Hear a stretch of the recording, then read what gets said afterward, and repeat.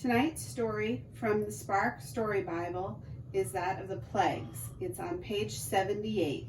If you're following along in a different Bible, it's on Exodus 7, verses 14 through Exodus 12, verse 32. God gave Moses a big job. Moses had to stand up to a stubborn king who was making God's people work as slaves. God told Moses to go to the Pharaoh and say, "Let my people go."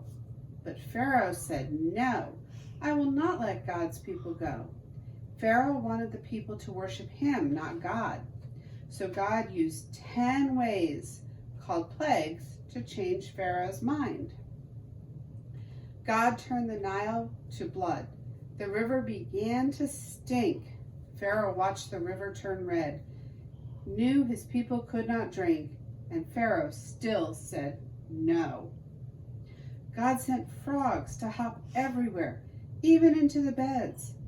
Pharaoh heard his bakers scream when frogs jumped out of their breads, and Pharaoh still said no. God thought gnats might change Pharaoh's mind so the people could go free. Gnats swarmed people, goats, and cows. There was no place to flee, and Pharaoh still said no. Flies, thought God, will do the trick. And so God sent a zillion. Pharaoh's house filled up with flies. Outside, there were 1,000,000, and Pharaoh still said no. God now struck down Pharaoh's herds. The camels all were ill. The donkeys, horses all got sick.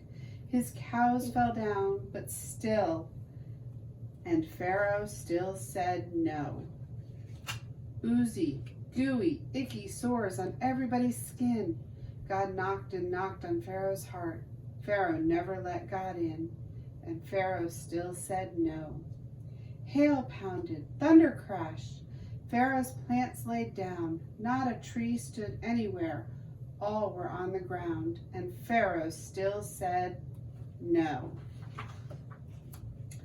"Let my people go," said God, "or I will send a swarm of locusts to devour what's left, to do your land more harm."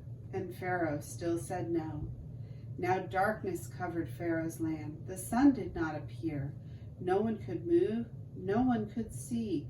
Still Pharaoh would not hear, and Pharaoh still said no.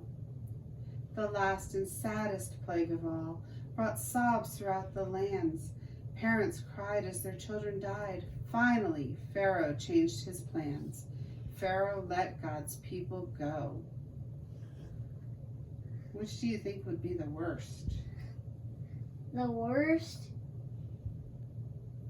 is the gnats. You think the gnats? Yeah, because you get bitten. It took Pharaoh a long time to change his heart, didn't he? Yeah, but all the kids, even human kids, and even Pharaoh, if there was other Egyptian kids, they would also die. So that's why he let God's people go. That's right. He finally changed his heart. The end.